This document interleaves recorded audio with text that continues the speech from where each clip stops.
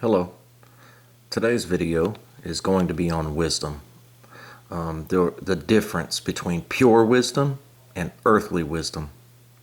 Right here at the top you see of the tongue, pure wisdom. What we proclaim is very important.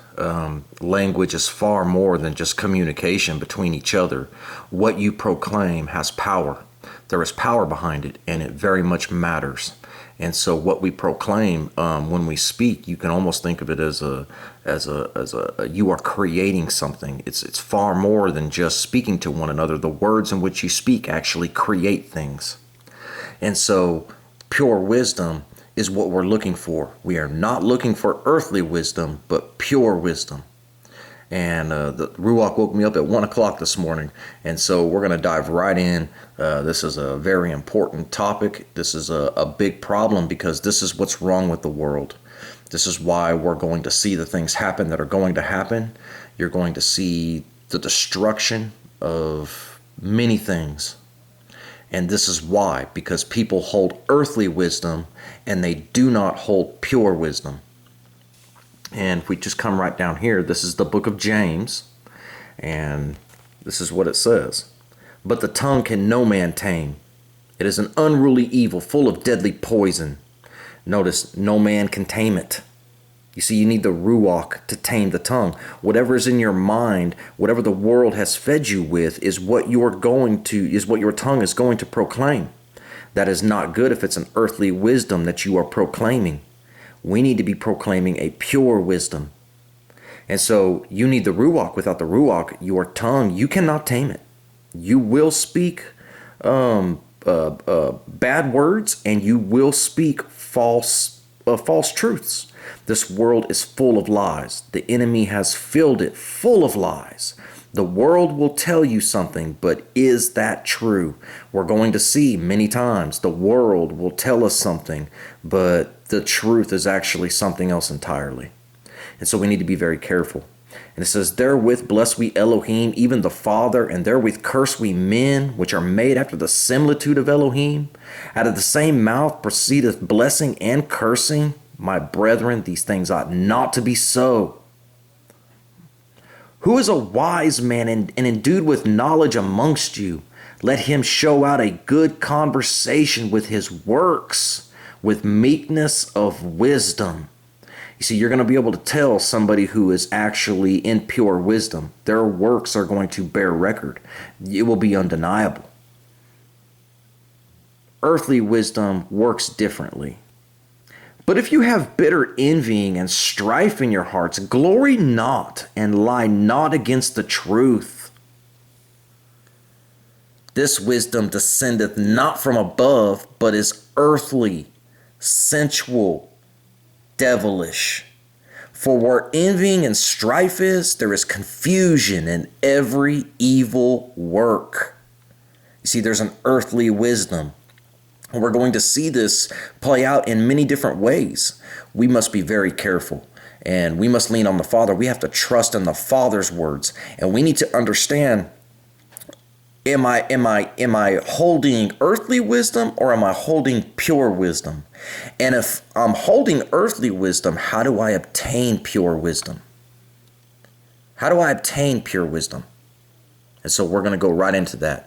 And so before we go into the scriptures, we're going to look at something real quick. And in this 1611, this is the Oxford University edition, 400-year anniversary edition.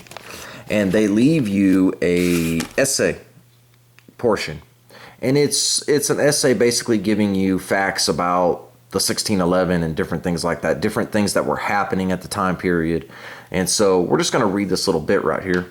And it says, similarly, in modern type, lowercase j's, is always a consonant and I a vowel. In 1611, the lowercase j is never used except as a final or only letter in a Roman numeral. E.g., chapter 8 is designated as chapter VIIJ. And so the letter J was not a letter. It was only used as a Roman numeral, and it equals 1. And they're showing you an example that you'll see in the 1611 of them doing this. And that's what it looks like. But the names such as Judea, Jerusalem, and Jordan appear as Judea, Jerusalem, and Jordan. Indeed, there is no capital J. Indeed, there is no capital J anywhere in the 1611 Bible. Now that's Oxford University saying this. Is that true? If you were to go and ask any scholar, they'll tell you the letter J does not exist then. The capital letter J does not exist. No, you're not going to find the capital J anywhere in the 1611 Bible. But is that true? Let's just jump right over here into the book.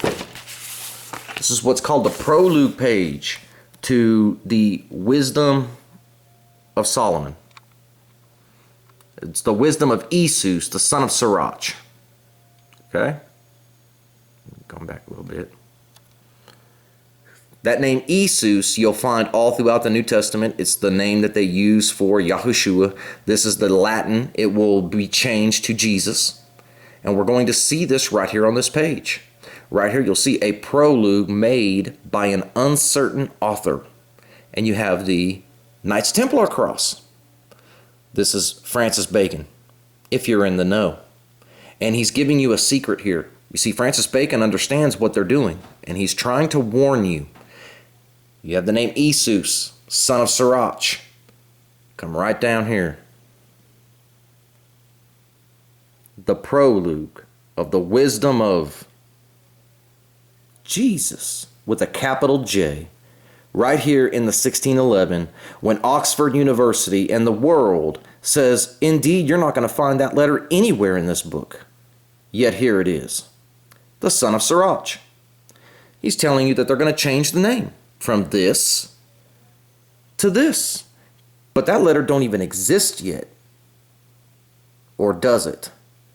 And he's letting you know what they're about to do with it. Why is that important? Because if you come down here, he's going to tell you. Wherefore, let me entreat you to read it with favor and attention. Pay close attention. And to pardon us wherein we may seem to come short of some words which we have labored to interpret. For the same things uttered in Hebrew and translated into another tongue have not the same force in them. And not only these things, but the law itself and the prophets and the rest of the books have no small difference when they are spoken in their own language. He's letting you know the Hebrew language is special and it holds a force that is greater than all other languages. Got to go back to the source. Don't trust what the world is trying to feed you. That's worldly wisdom. It's not pure wisdom. Pure wisdom would be Yahushua. But the world tries to feed you with something else. And so this is just an example of some high class like Oxford University telling us something as a fact, when in fact, they're incorrect. We're just going to come back a little bit here. Now we're going to get right into the scriptures. This is Wisdom of Solomon, chapter 13. Surely vain are all men by nature, who are ignorant of Elohim, and could not out of good things that are seen know him that is. Neither by considering the works did they acknowledge the workmaster. You see, they consider, we're about to see, they don't know him. They only go so far, and they don't put him into the equation. They leave him out of the equation. This is earthly wisdom. But deemed either fire or wind or swift air or the circle of the stars. We're talking about, worldly things. Fire like volcanoes, wind like weather patterns, things of this nature. Of course, star constellations and planets and how things move. And we know all these different things. A violent water or the lights of heaven, like hurricanes and things like this. To be gods which govern the world. With whose beauty, if they being delighted, took them to be gods, let them know how much better Yahuwah of them is. For the first author of beauty hath created them. And so you can tell me all the things about like a weather pattern and why we had a tornado and how the pressure systems work and all of these things. But you can't tell me why it hit two houses, skipped one, and then hit another. And if I'm stuck in that situation and I actually have a storm barreling down on me like a tornado or something, would I rather have the knowledge of understanding how that's functioning or the one who controls it? I would rather have the wisdom of the one who controls it. Then I can rebuke it like Yahushua did. When the storm comes barreling in, be still and watch it just fade away. We set our wisdom on the world and we don't put him in the equation. But if they were astonished at their power and virtue, let them understand by them how much mightier he is that made them. For by the greatness and beauty of the creatures, proportionably the maker of them is seen. That's right, he's undeniable. All you have to do is look around you. There's life everywhere. And proportionably, it's all just beautiful. But yet for this they are less to be blamed, for they pre-adventure err seeking Elohim and desirous to find him. You see, through that earthly wisdom and the beauty of the world, they err seeking him and desirous to find him. They think they understand already. And we're going to see why they think this.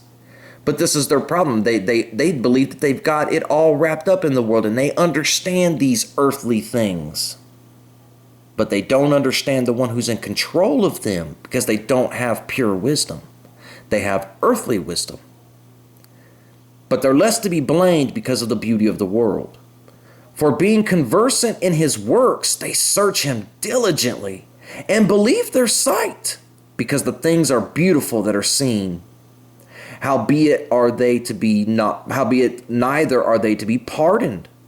For if they were able to know so much that they could aim at the world, how did they not sooner find out about Yahuwah thereof? It's very, very powerful. That is probably going to be said at many people's visitations. How could you know so much in the world and yet not know me? Just as Yahushua said, many will come to me in that day, and I will say, depart from me, I never knew you, you men of iniquity. Because they set their heart and their mind on an earthly wisdom.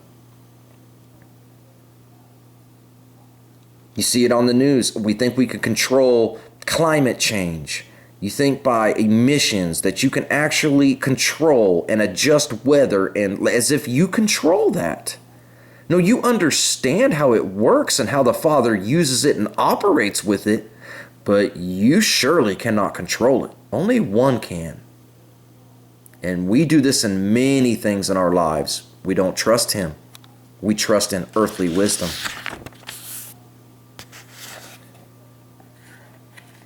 This is right here. This is chapter 7, 8 of Wisdom of Solomon. Come right up here, just before that. For she is the brightness of the everlasting light, the unspotted mirror of the power of Elohim, the image of his goodness.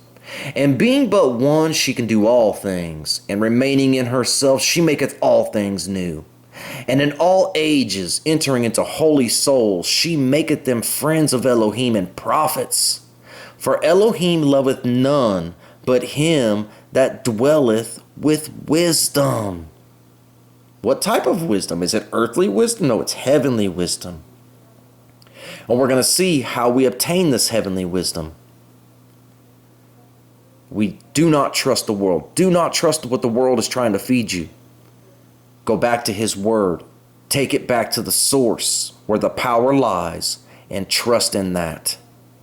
For she is more beautiful than the sun, and above all the order of the stars, being compared with the light, she is found before it.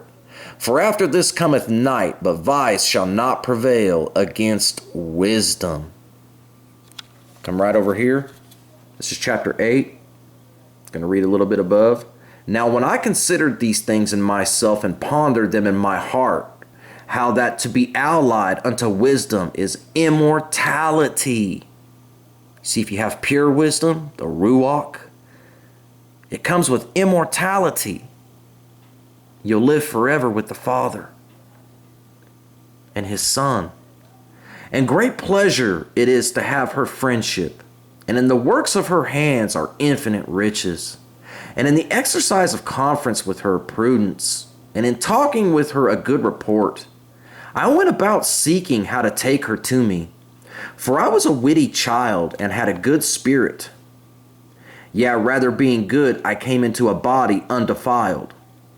Nevertheless, when I perceived that I could not otherwise obtain her, except Elohim give her to me, and that was a point of wisdom also to know whose gift she was, I prayed unto Yahuwah and besought him, and with my whole heart I said, very beautiful.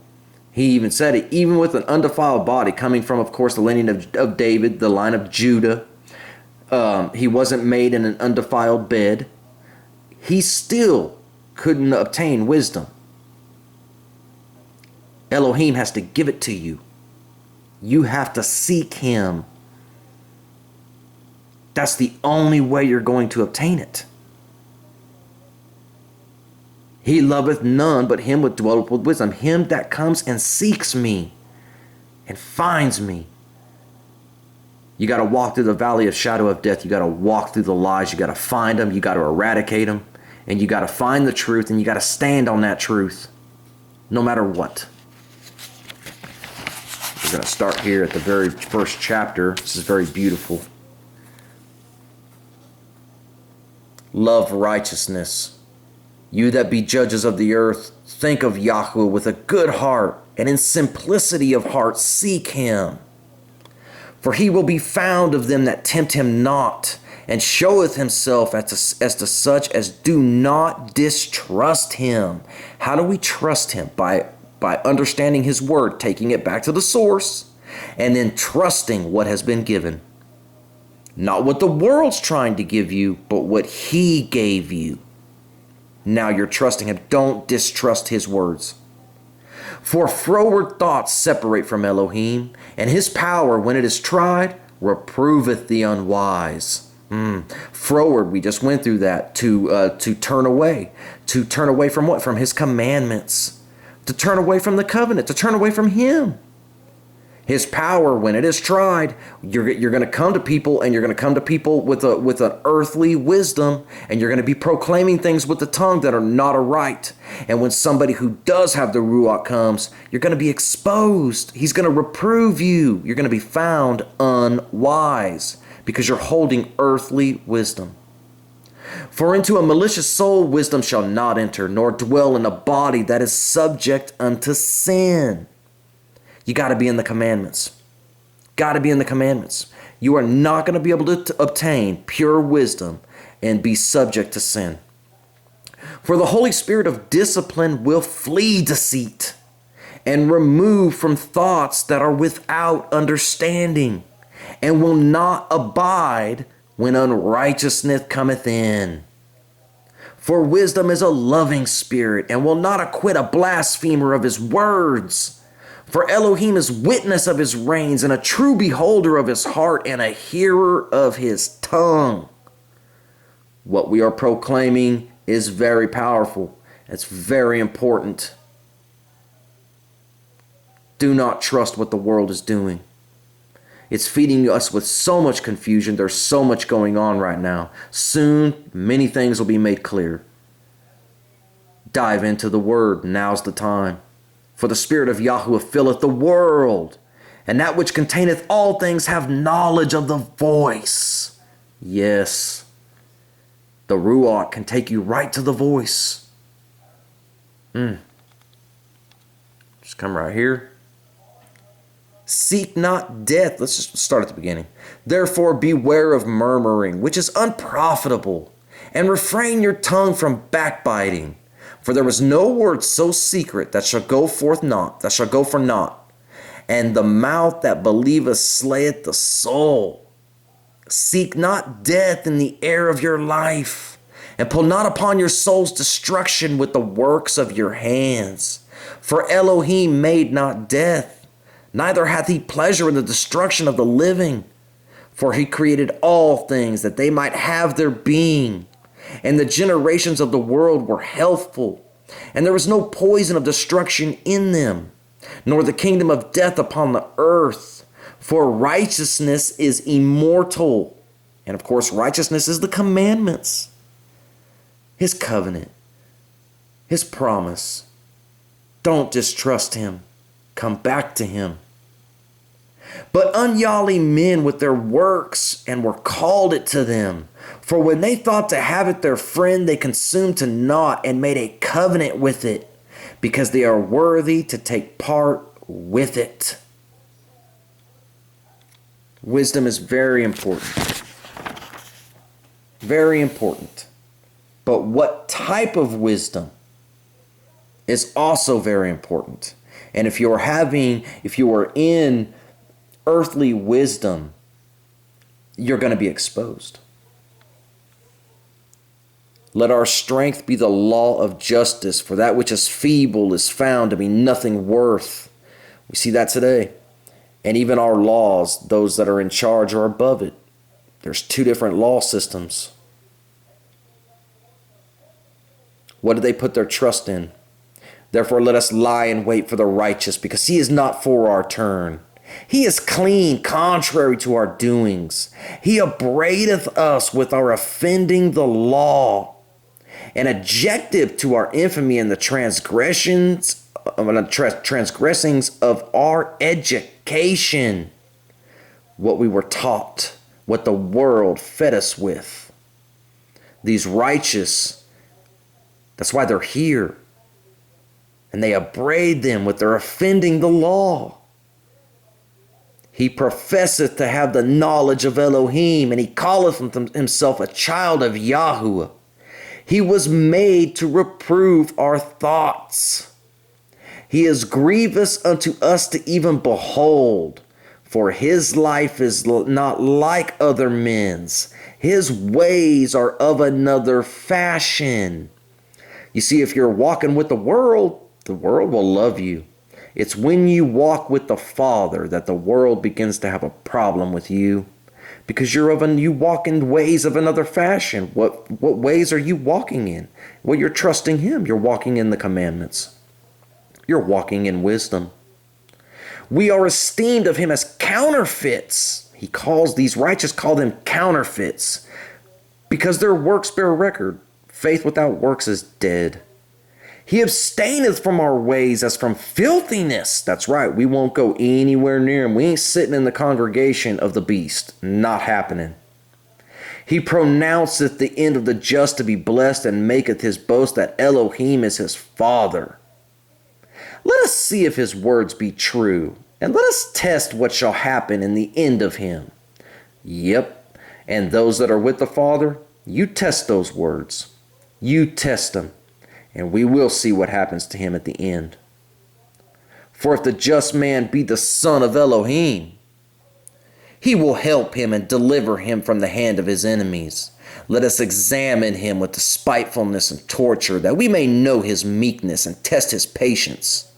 Let us condemn him with a shameful death, for by his own saying he shall be respected. Do you see the difference between worldly wisdom and pure wisdom? Such things did they imagine, and were deceived, for their own wickedness had blinded them. As for the mysteries of Elohim, they knew them not. Neither hoped they for the wages of righteousness, nor was a discerner for the reward of blameless souls. This is why we were created. It's why we do what we do. That is our profession. For Elohim created man to be immortal, and made him to be an image of his own eternity. Nevertheless, through envy of the devil came death into the world, and they that do hold of his side do find it. Very powerful. What wisdom are we holding? What wisdom do we hold? Come into the commandments. Come into the name. Start studying. Go back to the source. Now's the time. There's not much time. And he hath care for his elect. He cares for his elect, for those who love him. But the ungodly shall be punished according to their own imaginations, which have neglected the righteous and forsaken Yahuwah. For whoso despiseth wisdom and nature or nurture, he is miserable, and their hope is vain, and their labors unfruitful, and their works unprofitable. It don't matter if you can tell me how something works, if you know the whole function of it. If you don't have the Father, if it's not pure wisdom, then those works are ultimately unprofitable.